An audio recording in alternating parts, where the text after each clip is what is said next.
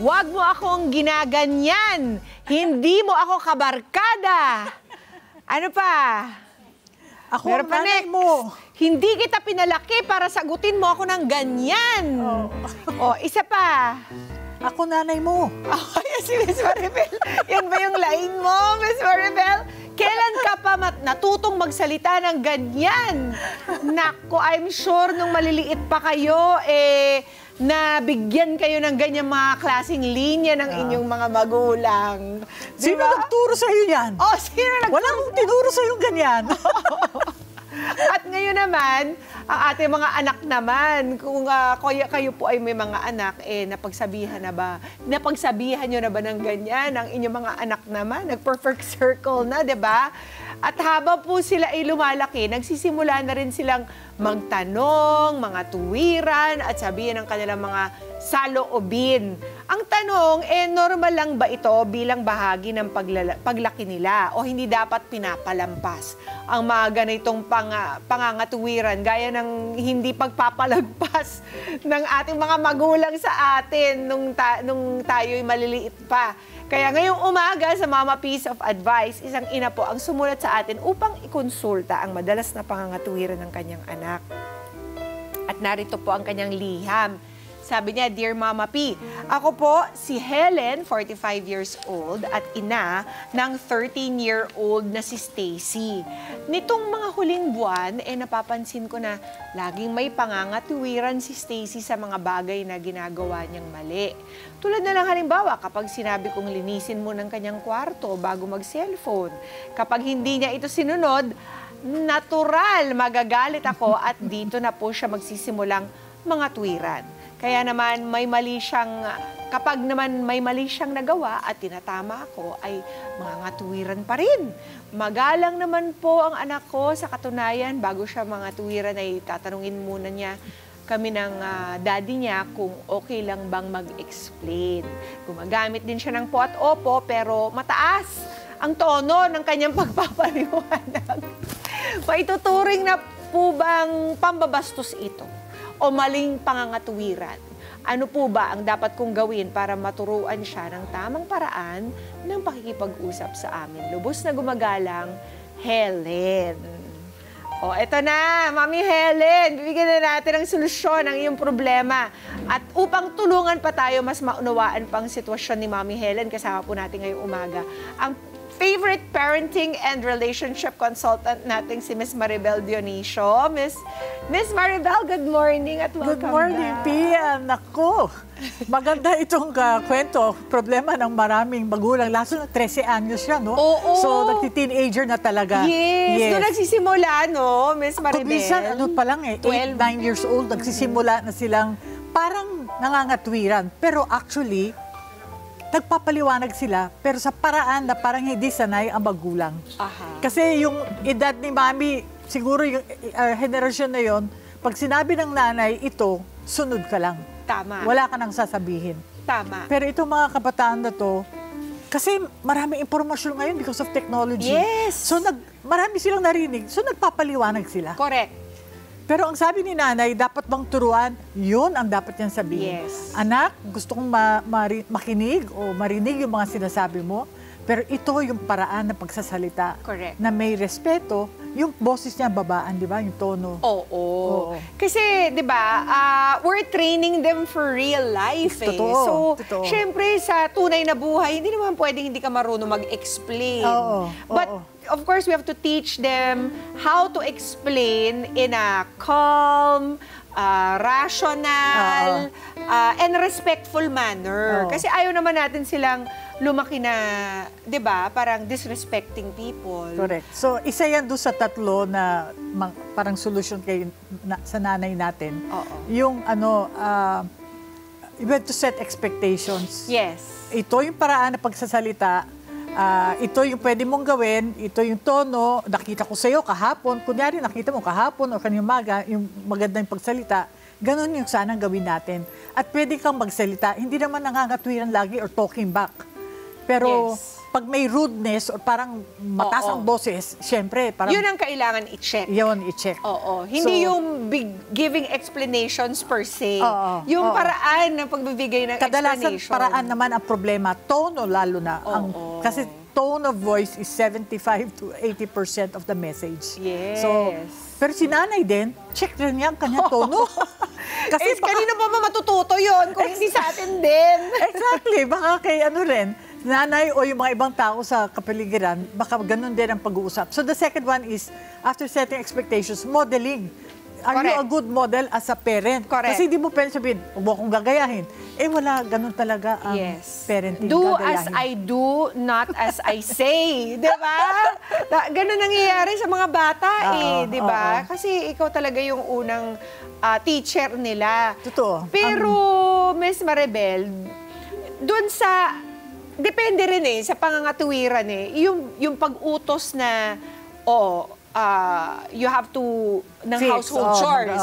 Yung, to clean the room nga ba? Clean the room. Oo, linisin mo ang ng kanyang kwarto bago mag-cellphone. Linisin ngayon, sabi niya, di ba? Mangangatuwiran muna. Oo. Parang, iba naman yata yun. Ang pwede kasing gawin, tawag namin doon, kaya yung tama-tamang school for parents namin darating, iplano natin yung mga activities at saka gumawa tayo ng schedule at mag-usap. Anak, ang isang household chore mo, ayusin yung kwarto mo. Anong Yes. oras ba ang magandang panahon para sa'yo na ayusin? Kasi pag nagdidikta ang magulang, ay naku, lalo na 13, naku, makikipag-kontra at maglalabanan kayo. So you don't like the power play. Yes. So pag-usapan, ano-ano yung mga inaasahan mo, kunyari household chores. Oo. Tapos kung hindi nagawa, anak, di ba, may napag-usapan tayo, meron bang paliwanag kung bakit hindi magawa ngayon? At baka may paliwanag. Ganda. Meron akong kliyente, ma'am, nag-aaral ako kasi di syempre, di ba okay ang aral, di mamaya na yung ayos ng kwarto. Oo. Kasi gusto niya daw mataas ang grade. Hindi nakinig si nanay kagad. Kaya naku, gabi ang away nila. Depende rin sa gusto nilang gawin. Kung pag-aaral naman yan, understood. Pero kung hindi pag sa nakikinig cellphone lang. Pero hindi nakikinig yung nanay doon sa paliwanag. Kaya ang magulang, matuto tayong makinig. Ano ba ang dangers, Miss Maribel, kapag authoritarian kang Magulang. Parang, Magdidikta ka. Diktador. Kung diktador ka, at mga magbibinata na magdadalaga, naku, kumukontra sila. Ayaw nila. kukudet tayo mga yan. Exactly. Because they're trying to Baka assert. tanggalin ka sa power. Oo nga. Wala kang power. Doon ka sa labas ng kulambo. Di ba? At mahirap yun. Magre-rebelde, no? Ang mahirap para sa ating magulang pag hindi magkukwento yung anak natin. Kasi normal sa Yes. mga magti-teenager, sabi ko, may discount kayo ng mga 30-40% sa kwento. Okay yun. Totoo. Pero ayaw mo ng discount ng 80 or 100%. Ako, nakakaloko yun. So, And kailangan, that's what's gonna happen yun ang mangyayari. kapag ikaw ay Diktador. at Oo. ayaw mo makinig Oo. sa Ayaw iyong mong makinig. anak din. Oo. Kasi, natatakot Magtatago siya. na lang siya. Magtatago na lang siya kasi either natatakot siya or galit siya sa'yo. Ito yung kanyang revenge. Oo. Wala akong sasabihin sa'yo. At alam nila na nahihirapan tayo pag wala tayong kwento tungkol sa sinong mga kaibigan mo, sinong mga, di ba, kasama mo, saan ka pupunta.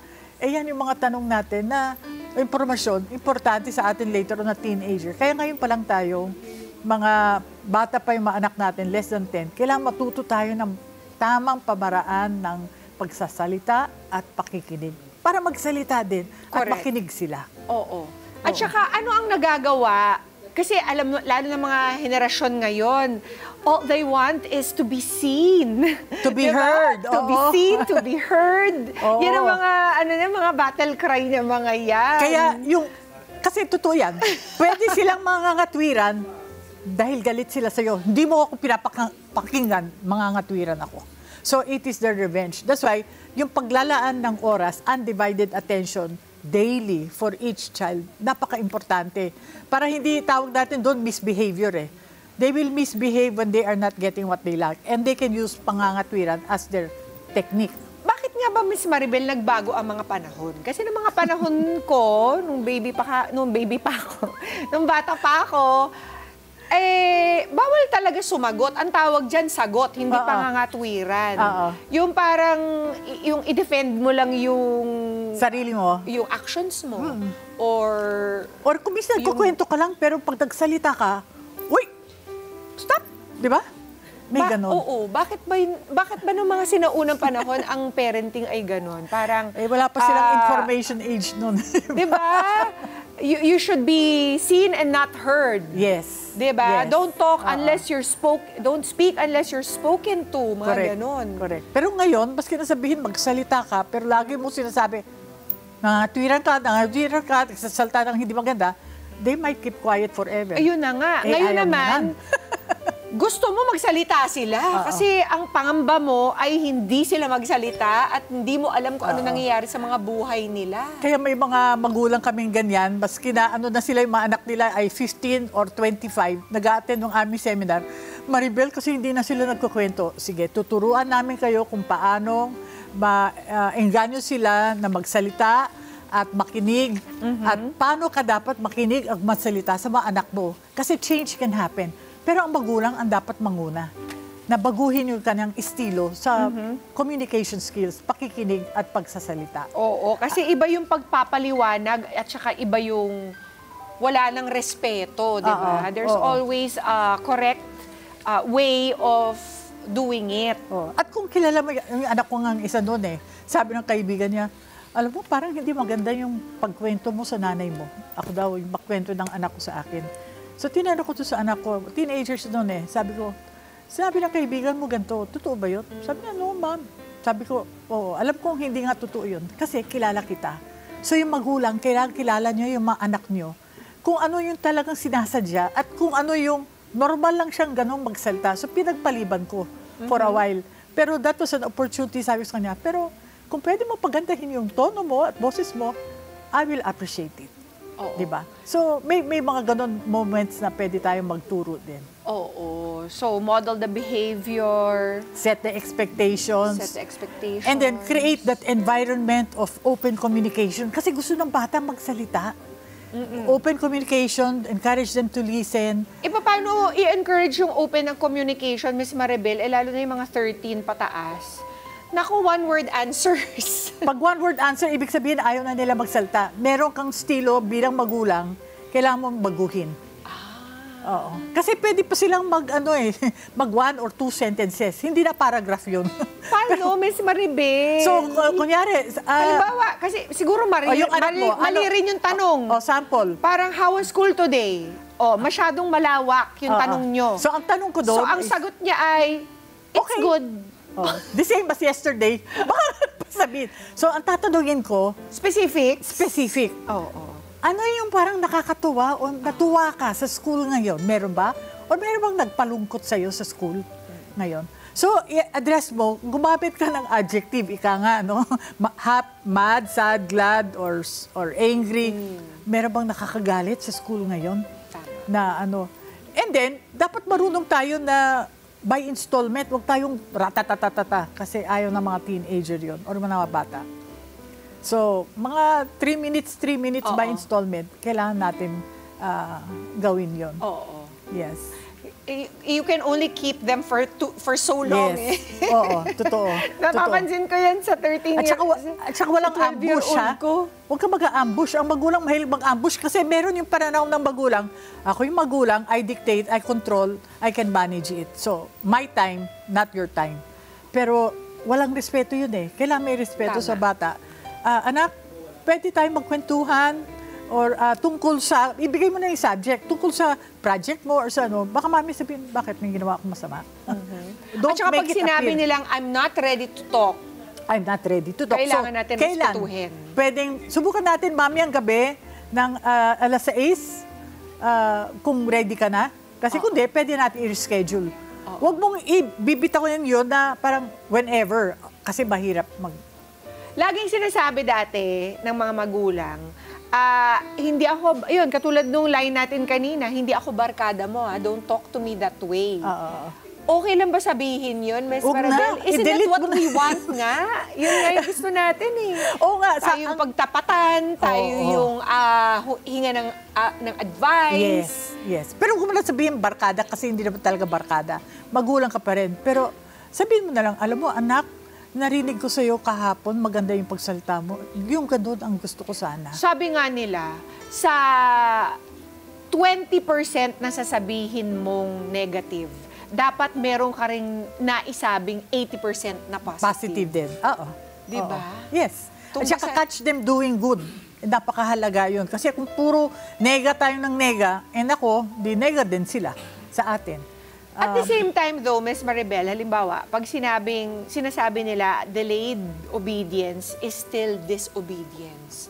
Delayed obedience? Oo, halimbawa, pag sinabi ko kay Brooklyn, Brooklyn, can you get my Notebook. Can you get my notebook or can you get this book in the room? Now ba yan Sasabihin or niya, in 10 minutes? 5 mimis. Ibig sabihin 5 minutes. O yun, nagne-negotiate siya sa'yo. Okay lang ba yun? Ikaw mismo, alam mo na nagne-negotiate. So which means she's teaching you, negotiate with me, ma'am. Oo. Sasabihin ko, can you get it in 3 minutes or 5 minutes? Di syempre, pipiliin niya yung 5 minutes. Huwag mong bigay ng 20 minutes kung medyo hindi mo kaya yung 20 minutes. But when you give a choice, magbibigay ka ng choice, feeling nila parang, I will decide. Hindi si mama nagde-decide. So meron siyang, kasama siya doon sa sitwasyon na I have power. I have a little power. So we have to share that already pag naging teenager That's na sila. true. Oo. Ako Diba? mas komportable rin ako sa, at least binibigyan ako ng 5 minutes. Oo Kasi nga.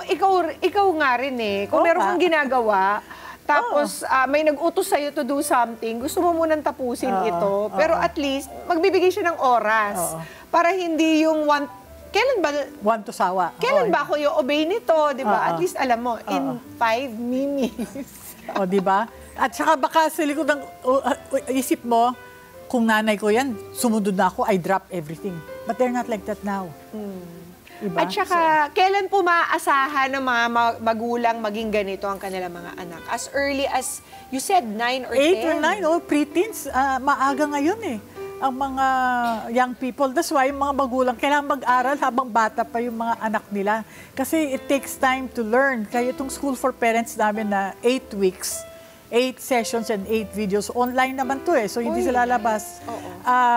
Mapapanood nila kung papaano dapat nilang gawin. And then we have a Saturday coaching class na 1 oras via Zoom para magtanong sila o marinig nila yung mga problema ng ibang magulang. Feeling nila, ay, hindi pala ako nag-iisa, pare-pareho pala kami. So it makes you feel good. Yes. But all of them are encouraged now to do better, to learn and use yung magamit yung mga skills Kasi wala naman and nagbigay knowledge. sa atin ng manual. Ngayon meron ng manual. Kasabay ng pagbubuntis. Di ba? Oo.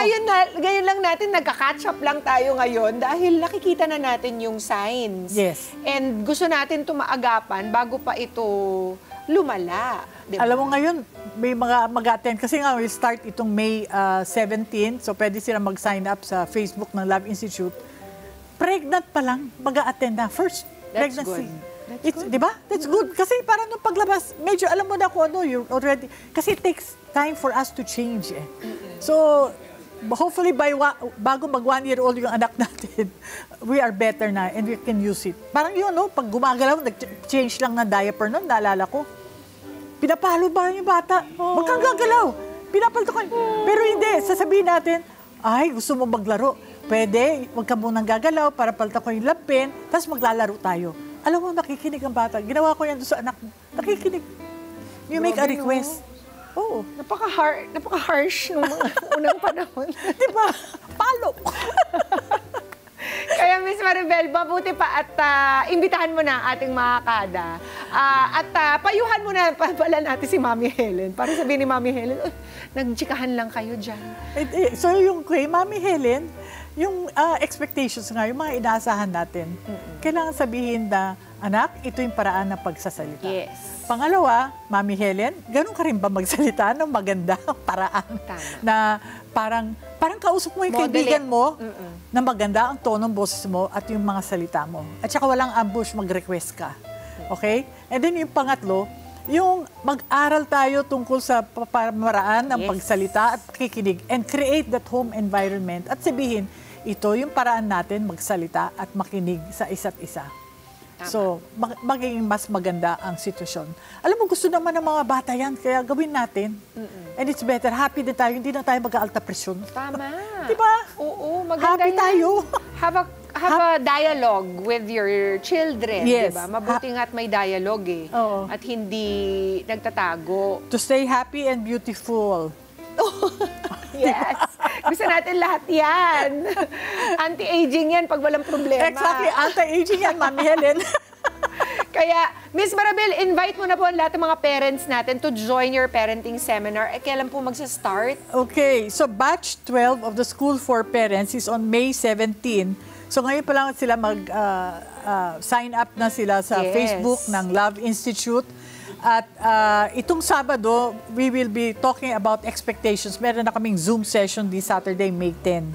Anong oras po? 6 p.m. to 7 p.m. Isang oras lang. So you can be online or nasa ibang lugar ka, mag-Zoom lang. Kailangan merong Zoom at data. So they can reach out also meron din kaming Instagram and TikTok, Love Institute Love Institute. PH. Okay. Yes. At kapag na-miss nila yung session this Saturday, pwede naman nila mapanood at a later time. Yung mga at their nag-enroll, convenience.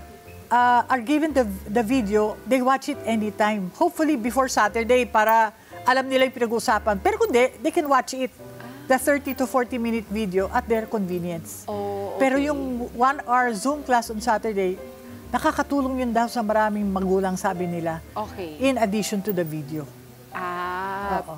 Okay, kaya try to take part in this, mga parents, kasi